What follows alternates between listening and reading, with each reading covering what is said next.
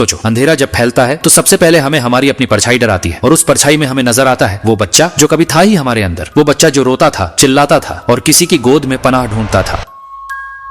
दोस्तों, यही है इफेक्ट ऑफ रिग्रेशन। रिग्रेशन यानी वापसी, उस जगह, उस उम्र, उस मासूमियत और उस कमजोरी की तरफ जिसे हम कभी पीछे छोड़ाए थे। लेकिन क्या सच में पीछे छोड़ा था? नहीं, वो अब भी हमारे साथ है, हमारे खून में, हमारी नसों में। जरा सोचो, बचपन की एक याद, एक छोटा सा कमरा, अंधेरे में अकेले लेटे हुए तुम, दिल की धड़कन तेज है, आंखों में आंसू है, तुम्हें लगता है जैसे पूरा संसार तुम्हें निगल जाएगा, और फिर अचानक दरवाजा खुलता है, कोई आता है, तुम्हें अपनी बाहों में समेट लेता है। उसी पल तुम्हारा डर टूट जाता है। अब सोचो, जब बड़े होकर कोई वही एहसास तुम्हें फिर से दिला दे, वही सुरक्षा, वही बिना शर्त प्यार, वही एहसास कि तुम अकेले नहीं हो। यहीं से शुरू होता है खेल, यहीं से जन्म लेता है वो गहरा जादू जो किसी को बांध देता है हमेशा के लिए। क्योंकि रिग्रेशन हमें फिर से बच्चा बना देता है, और बच्चा हमेशा उस हाथ को पकड़ लेता है जो उसे गिरने से बचा ले। अब जरा सच्चाई से पूछो खुद से, क्या कभी तुम्हारे साथ ऐसा हुआ है? कोई इंसान जिसने तुम्हें ऐसा महसूस कराया कि वो तुम्हारे लिए माँ या बाप की तरह है? किसी रिश्ते में तुम अचानक बच्चे जैसे हो गए, निर्भर, मासूम और उस इंसान के बिना अधूरे? या फिर तुमने खुद किसी को ऐसा महसूस कराया है, उसके अंदर के बच्चे को जगाकर उसे अपने जाल में बांध लिया?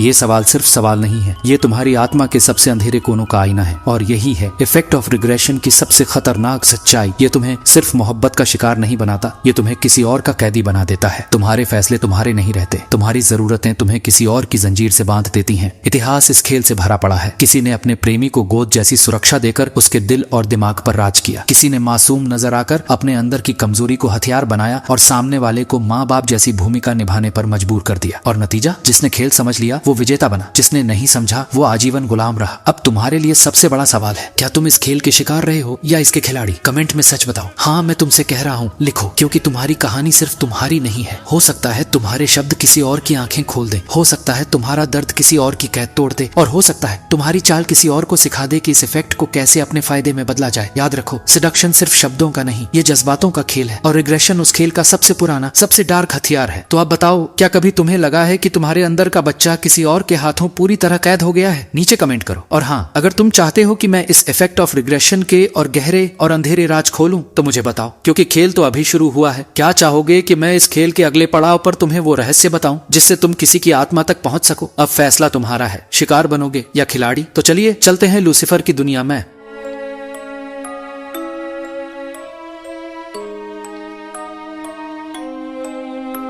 हम बड़े होने पर अपने बचपन को अक्सर हद से ज्यादा महत्व देने लगते हैं। बचपन में हमारी लाचारगी और निर्भरता हमें असल में बहुत कष्ट देती थी, लेकिन उम्र बढ़ने पर हम उस पीड़ा को भूल जाते हैं। हमारे दिमाग में बस वही सुख बचता है, वही खोया हुआ स्वर्ग। क्यों? क्योंकि वयस्क जीवन की जिम्मेदारियां इतनी भारी पड़ती हैं कि भीतर ही भीतर हम फिर उसी निर्भरता को तरसते हैं, उस एक व्यक्ति को जो हमारी हर जरूरत पूरी करता था, हमारे दुख सुख अपने कंधों पर ढोता था। लेकिन ये तड़प केवल मासूमियत की नहीं है, इसमें छुपा है एक गहरा छुपा हुआ कामुक आकर्षण। बच्चे का अपने माता पिता पर निर्भर होना उसके भीतर यौन भावनाओं की हल्की लेकिन तीखी छाया भी लिए होता है। अगर तुम किसी को वही एहसास दिला दो, संरक्षण का, निर्भरता का, बचपन जैसा मासूम लेकिन गहरा बंधन, तो वो अनजाने में तुम पर अपनी कल्पनाएं थोप देंगे, प्यार की, आकर्षण की, यहाँ तक की इच्छा की। और उन्हें लगेगा कि ये सब किसी और वजह से है। असलियत को वो कभी स्वीकार नहीं करेंगे। हर इंसान के भीतर छिपी ये ख्वाहिश वही है, अपने वयस्क चेहरे को उतार फेंकना और फिर उस बचपन की कच्ची भावनाओं में लौट जाना जिन्हें हम ऊपर से दबा तो चुके हैं लेकिन जो अब भी भीतर जिंदा है। सिगमंड फ्रॉयड के शुरुआती करियर में एक अजीब समस्या सामने आई। उसकी कई महिला मरीजें उससे प्यार करने लगी। क्यों? फ्रॉयड जानता था उसकी थेरेपी में मरीज को उसके बचपन तक धकेला जाता था। वो अपने पिता के साथ रिश्तों की बातें करती, अपने शुरुआती प्यार, कोमलता, उपेक्षा और त्याग की यादें ताजा करती। ये प्रक्रिया उसकी भावनाओं को अंदर तक हिला देती, उसे मानो फिर से बचपन में पहुंचा देती। और फ्रॉयड का तरीका, वो खुद ठंडा, दूर दूर सा रहता, लेकिन फिर भी थोड़ा सा ख्याल रखने वाला, बिल्कुल पारंपरिक पिता जैसा। मरीज वहीं लेटी होती, सोफे पर, कमजोर, असहाय, लगभग बच्चों जैसी स्थिति में, और ये दृश्य वही भूमिकाएं दोहराता, पिता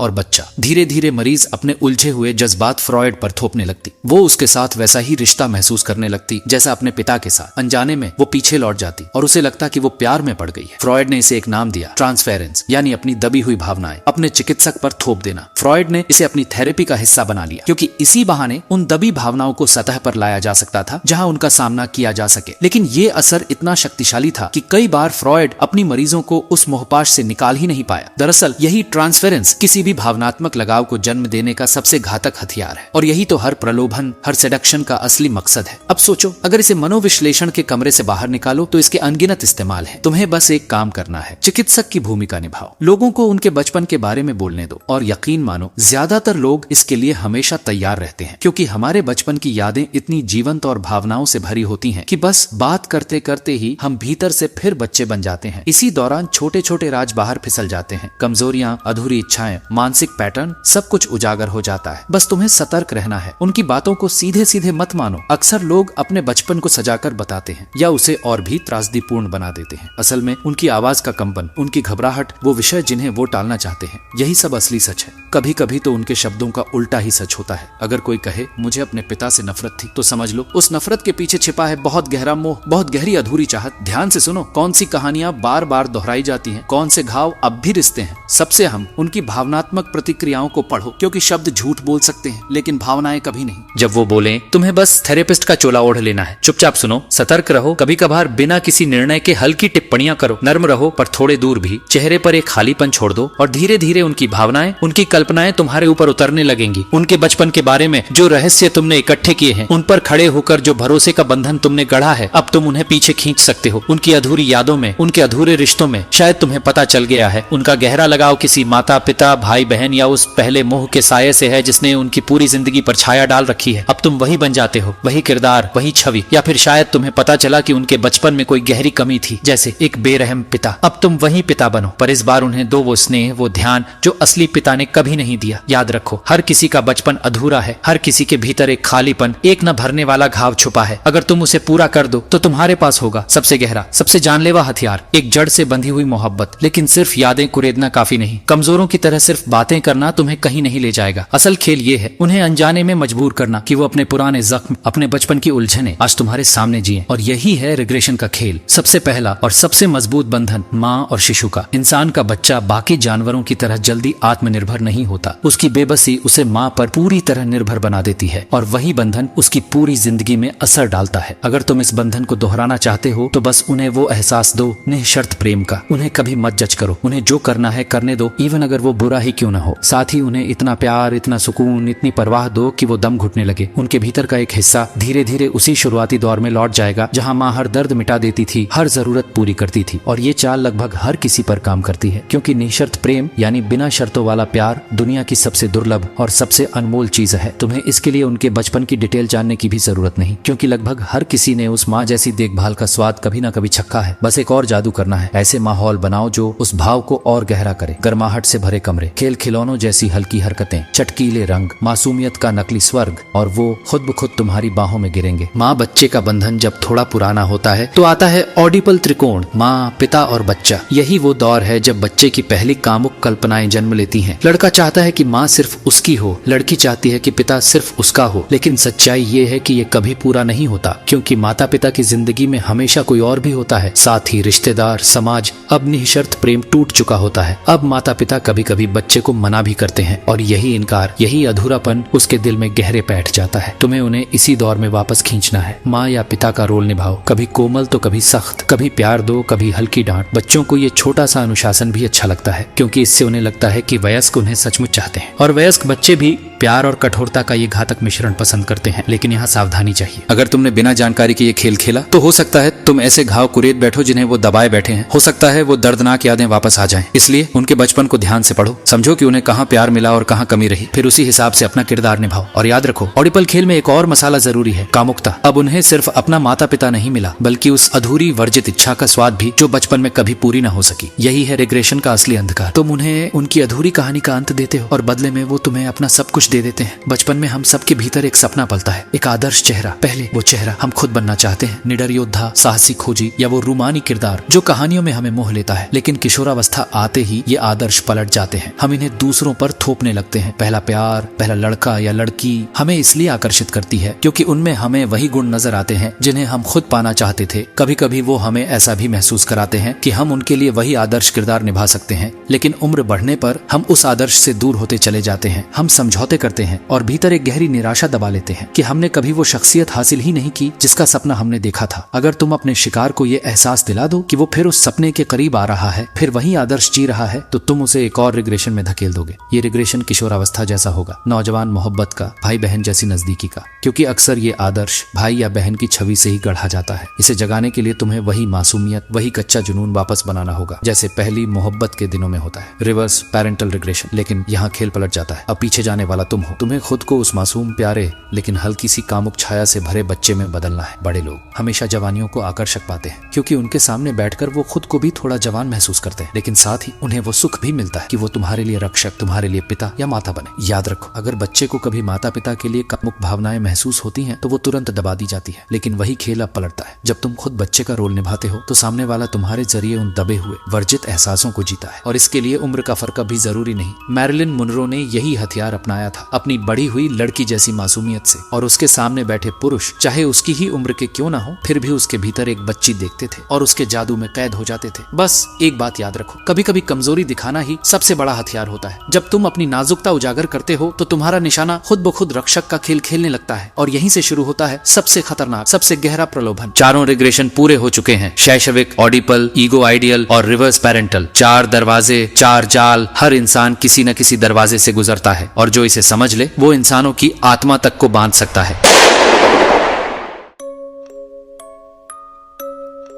1802 में विक्टर ह्यूगो का जन्म हुआ, लेकिन परिवार टूटा हुआ था। पिता और माँ अलग हो चुके थे। माँ सोफी अपने प्रेमी एक जनरल के साथ पेरिस चली गईं और बच्चों को साथ ले गईं। गरीबी, अस्थिरता और माँ का ये छुपा रिश्ता, यही ह्यूगो के बचपन का संसार था। ह्यूगो अपनी माँ से बेहद जुड़ा रहा। उसकी हर आदत, हर नफरत को उसने अपना लिया, यहाँ तक कि पिता से नफरत भी। मगर माँ से उसे कभी वो प्यार नहीं मिला जिसकी उसे सबसे ज्यादा जरूरत थी। जब 1821 में माँ की मौत हुई, ह्यूगो की आत्मा अंदर से बिखर गई। माँ की परछाई में प्रेम। कुछ ही समय बाद ह्यूगो ने अपने बचपन के प्यार अडेल से शादी की। वो देखने में उसकी माँ जैसी थी। शुरू में ये रिश्ता अच्छा चला, लेकिन समय ने अडेल को भी उसकी माँ जैसा बना दिया। 1832 में ह्यूगो ने पाया कि अडेल का उसके ही सबसे अच्छे दोस्त सेंट बर्वे से अफेयर चल रहा है। ये धोखा उसे तोड़ गया। वो किसी से कह नहीं पाया और उसने अपने दर्द को छुपाने का तरीका ढूंढा, लगातार औरतों के साथ रिश्ते बनाना। एक दिन में 3 औरतें। उसका दिल पागलपन में बहक रहा था। इसी साल ह्यूगो की नाटक की कास्टिंग में 26 साल की एक अदाकारा आई, जूलियत ध्रुवे। उसे देखकर ह्यूगो का आत्मविश्वास खो गया। वो औरत उसकी आंखों में सबसे खूबसूरत थी, और एक रात जब ह्यूगो ने उसका पीछा किया तो उसने दरवाजा खोल दिया। उसी पल से जूलियट उसकी जिंदगी का हिस्सा बन गई। जूलियट ने थिएटर छोड़ दिया, अपनी दुनिया छोड़ दी और ह्यूगो की बाहों में खुद को कैद कर लिया। वो उसकी सचिव बनी, उसकी माँ जैसी देखभाल करने लगी। लेकिन ह्यूगो का भटकाव कभी नहीं रुका। वो नई औरतों के पीछे भागता रहा, पर हर बार लौटकर जूलियट के पास ही आता। 1843 में ह्यूगो की बेटी की मौत हो गई। टूटे हुए दिल को संभालने के लिए उसने फिर एक नई औरत को ढूंढा, लेओनी दो ने। अब ह्यूगो के पास 2 औरतें थीं और उसने एक शैतानी खेल खेला, कॉन्टेस्ट ऑफ लव। दोनों औरतों से कहा, मैं देखूंगा कि किसके लिए मेरा दिल धड़कता है। लेओनी गुस्से से जलती रही, लेकिन मजबूर थी। जूलियट ने मगर कभी शिकायत नहीं की। वो हमेशा उसी की बाहें बनकर सामने खड़ी रही। 1851 में ह्यूगो ने लुई नेपोलियन के खिलाफ लिखा और उसे अपनी जान का डर हो गया। जूलियट ने उसे बचाया। पासपोर्ट से लेकर सुरक्षित भागने की पूरी योजना उसी ने बनाई। वो उसे ब्रसेल्स तक लेकर गई। यही बलिदान जूलियट को विजेता बना गया। लेकिन इंसान की भूख कभी खत्म नहीं होती। ह्यूगो फिर और औरतों में उलझता गया, तब तक जब तक जूलियट ने एक दिन सख्त अल्टीमेटम नहीं दिया। बस अब और नहीं, अगर तुमने औरतों का पीछा छोड़ा नहीं तो मैं तुम्हें छोड़ दूंगी। ह्यूगो का दिल टूट गया। बूढ़ा हो चुका था, रो पड़ा, घुटनों पर गिरकर कसम खाई, अपनी लेस मिजरेबल्स की कॉपी पर हाथ रखकर कि अब वो कभी धोखा नहीं देगा। 1883 में जूलियट की मौत तक ह्यूगो उसी का रहा। उसने उसे कभी छोड़ा नहीं। वो औरत जिसने माँ की कमी पूरी की, जिसने प्रेमिका का रूप लिया और जिसने उसकी सबसे अंधेरी रातों में उसे सहारा दिया, वो जूलियट ही थी। विक्टर ह्यूगो की कहानी हमें यही सिखाती है, मनुष्य अपने बचपन की परछाइयों से कभी आजाद नहीं हो पाता। चाहे वो माँ का अधूरा प्यार हो या जवानी का पहला सपना, हम बार बार उन्हीं साये में लौटते हैं जब तक कोई जूलियट हमारी आत्मा को बांध ना ले। विक्टर ह्यूगो का प्रेम जीवन उसकी माँ की परछाई से तय हुआ था। उसके भीतर एक खालीपन था, माँ का वो अधूरा प्यार जो उसे कभी मिला ही नहीं। औरतों के साथ उसके अनगिनत अफेयर, हर बार उसी की शक्ल, उसी का अक्स, जैसे वो बार बार उसी खालीपन को भरने की कोशिश कर रहा हो जिसने उसे बचपन से सताया। जब जूलियट उसकी जिंदगी में आई, वो शायद ये सब जानती नहीं थी, लेकिन उसने 2 बातें जरूर महसूस कर ली। पहली, ह्यूगो अपनी बीवी से गहरी निराशा में डूबा है। दूसरी, वो असल में कभी बड़ा हुआ ही नहीं। उसकी भावनात्मक उबाल, उसका ध्यान खींचने का जुनून, वो ज्यादा एक छोटे बच्चे जैसा था, मर्द जैसा नहीं। यहीं से जूलियट ने उस पर राज करना शुरू किया। उसने उसे वही दिया जो उसे कभी नहीं मिला था, बिना शर्त माँ जैसा प्यार। जूलियट ने कभी उसे जज नहीं किया, कभी उसकी रंगीनियों या नादानियों पर उंगली नहीं उठाई। उसने सिर्फ उसे बाहों में भर लिया। उसके पास जाना ह्यूगो के लिए ऐसे था जैसे माँ की कोख में लौट जाना। उसके सामने वो और भी ज्यादा बच्चा बन जाता। ऐसी हालत में वो कैसे उसे मना कर सकता था, कैसे कभी उसे छोड़ सकता था। और जब आखिर में जूलियट ने उसे छोड़ने की धमकी दी तो ह्यूगो एक बिलखते मासूम बच्चे की तरह टूट गया, रोने लगा, गिड़गिड़ाने लगा, माँ को खोने के डर से कांपते हुए। उसी पल उसकी पूरी शक्ति जूलियट के सामने ढह गई। अब वो उसकी कैदी आत्मा था। बिना शर्त का प्यार ये दुनिया की सबसे दुर्लभ चीज है, फिर भी यही वो है जिसकी तलाश हम सबको रहती है, क्योंकि या तो हमने इसे कभी पाया था या फिर जिंदगी भर उसकी कमी हमें खाती रही। तुम्हें जूलियट बनने की जरूरत नहीं है। कभी कभी अपने प्रेमी को बस ये एहसास दिला देना ही काफी है कि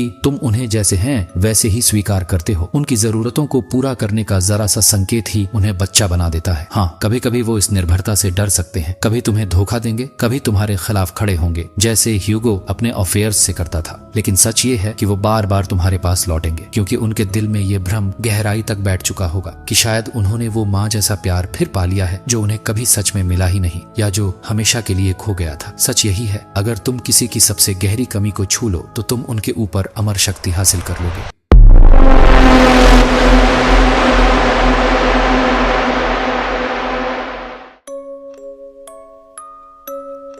जरा आंखें बंद करो और सोचो, तुम्हारे अंदर वो कौन सा बच्चा है जो अब तक जिंदा है। वो बच्चा जो किसी रात अंधेरे में अकेला पड़ा था, डर से कांपता हुआ। वो बच्चा जो माँ बाप की गोद चाहता था लेकिन कभी पूरी तरह से नहीं पा सका। या शायद वो बच्चा जिसने बहुत जल्दी समझ लिया था कि उसे दुनिया के सामने बड़ा दिखना है, वरना उसे कुचल दिया जाएगा। ये जो इफेक्ट ऑफ रिग्रेशन है, ये तुम्हें उसी बच्चे तक ले जाता है, तुम्हारी यादों के सबसे गहरे अंधेरे कमरे में, जहाँ बचपन का हर दर्द, हर चाहत, हर चीख अब भी गूंज रही है। लेकिन ये खेल यहाँ खत्म नहीं होता, क्योंकि जब तुम किसी और को छूते हो, जब तुम किसी को अपने पास आने देते हो, तो तुम सिर्फ एक रिश्ते को नहीं जीते, तुम उस रिश्ते में छुपा हुआ बचपन जी रहे होते हो। कभी तुम बच्चे बनकर सुकून ढूंढते हो, किसी की छाया में, किसी की छुअन में, किसी की नजरों में, और कभी तुम वही छाया बन जाते हो, वही हाथ, वही निगाह जो किसी और के अंदर के बच्चे को जगा देती है। यही है रिग्रेशन का असली असर। ये मासूमियत और अंधेरे का वो नशा है जो इंसान को बांध लेता है। ये तुम्हें दो तरफ खड़ा करता है, या तो तुम किसी के आगे झुकते हो या किसी को अपने आगे झुकाते हो। विक्टर ह्यूगो की कहानी याद है ना? उसने अपनी माँ से कभी वो प्यार नहीं पाया जो वो चाहता था, और इसी अधूरेपन ने उसे उम्र भर ऐसी औरतों की तलाश में भटका दिया जो उसकी माँ जैसी दिखती थी। सोचो कितना अजीब है, प्यार पाने की भूख ने उसे बार बार गलत हाथों में धकेला, लेकिन जब जूलियट ने उसे बिना शर्त प्यार दिया, उसे माँ की तरह दुलारा, तो वो पूरी जिंदगी उसका कैदी बनकर रह गया। अब सोचो, क्या तुम्हारे अंदर भी ऐसा कोई अधूरा बच्चा है? क्या तुम भी किसी ऐसे स्पर्श, किसी ऐसी निगाह, किसी ऐसे शब्द की तलाश में हो जो तुम्हें वापस उसी खोए हुए बचपन तक ले जाए? यह है इफेक्ट ऑफ रिग्रेशन। यह हमें बांधता है, हमें गुलाम बनाता है, और कभी कभी हमें वो ताकत देता है कि हम दूसरों को अपनी हथेलियों में कैद कर लें। लेकिन यहाँ सबसे बड़ा खेल है, रिग्रेशन कभी पूरी तरह तुम्हारे बस में नहीं होता। ये दिल का वो पिंजरा है जिसमें तुम कैदी भी हो और जेलर भी। कभी तुम रोते बच्चे बनकर प्यार मांगते हो, तो कभी माँ या बाप बनकर किसी और को प्यार का धोखा देते हो। सवाल ये है, तुम किस किरदार में हो अभी? क्या तुम अभी भी अपने बचपन के जख्मों से भाग रहे हो, या फिर तुम किसी और की कमजोरी का इस्तेमाल करके उसे अपने कब्जे में ले रहे हो? मुझे कमेंट में सच बताओ। मैं जानना चाहता हूँ कि तुम किस तरफ खड़े हो, क्योंकि जब तुम अपने सच को लिखते हो, तुम सिर्फ मुझे नहीं बताते, तुम खुद को आईना दिखाते हो। और याद रखो, ये खेल आसान नहीं है। रिग्रेशन कभी सिर्फ मासूमियत का खेल नहीं होता, ये हमेशा अपने साथ एक अंधेरा लाता है, क्योंकि जब भी तुम किसी को अपने प्यार से, अपने स्पर्श से, अपने ध्यान से उस बचपन में ले जाते हो, तो तुम उसे सिर्फ सुकून नहीं देते, तुम उसके सबसे गहरे डर, उसके सबसे दबे हुए जख्म भी जगा देते हो। और उस वक्त इंसान तुम्हारे आगे पूरी तरह से नंगा हो जाता है, बिना बचाव, बिना किसी ढाल के। वो तुम्हारा कैदी बन जाता है। लेकिन रेजिग्नेशन का सबसे खतरनाक पहलू यही है, बच्चा ज्यादा देर तक कैदी नहीं रह सकता। वो एक दिन बगावत करता है, वो अपने माँ या बाप के खिलाफ खड़ा हो जाता है, और अगर तुम तैयार नहीं हो तो वही बच्चा तुम्हें मिटा देगा, तुम्हें छोड़ देगा, तुम्हें धोखा दे देगा। इसलिए याद रखो, रिग्रेशन से खेलना आग से खेलने जैसा है। ये तुम्हें ताकत भी दे सकता है और राख भी बना सकता है। अब मैं तुमसे यही पूछना चाहता हूँ, क्या तुमने कभी अपने अंदर उस बच्चे की चीख सुनी है? क्या तुमने कभी किसी और को अपने प्यार से उस स्तर तक तोड़ा है कि वो तुम्हारे बिना सांस भी न ले सके? या फिर क्या तुम अभी भी किसी ऐसे इंसान का इंतजार कर रहे हो जो तुम्हें उसी बचपन तक वापस ले जाए जहाँ तुम सुरक्षित, मासूम और पूरे थे? बताओ मुझे अभी, कमेंट करो, क्योंकि ये सवाल सिर्फ मेरे लिए नहीं है, ये तुम्हारे लिए है। तुम्हारे जवाब इस पूरे खेल का सबसे खौफनाक सच उजागर करेंगे। और अंत में याद रखो, इफेक्ट ऑफ रिग्रेशन कोई छोटी चाल नहीं है। ये वो जाल है जिसमें फंसकर इंसान अपनी पूरी जिंदगी गंवा सकता है, या फिर उसी जाल को पकड़कर किसी और की जिंदगी पर हुकूमत कर सकता है। अब फैसला तुम्हारा है, क्या तुम इस इफेक्ट के कैदी बनोगे या इसके मालिक? चुनाव कर लो। अब मुझे कमेंट में बताओ, क्या तुमने अपने अंदर इस इफेक्ट को महसूस किया है? क्या तुम्हारा कोई रिश्ता ऐसा रहा है जिसने तुम्हें बचपन में वापस खींच लिया, या तुम ही वो हो जिसने किसी और को अपने प्यार के जाल में कैद कर लिया? लिखो, क्योंकि तुम्हारे शब्द ही इस अंधेरे खेल की असली ताकत है।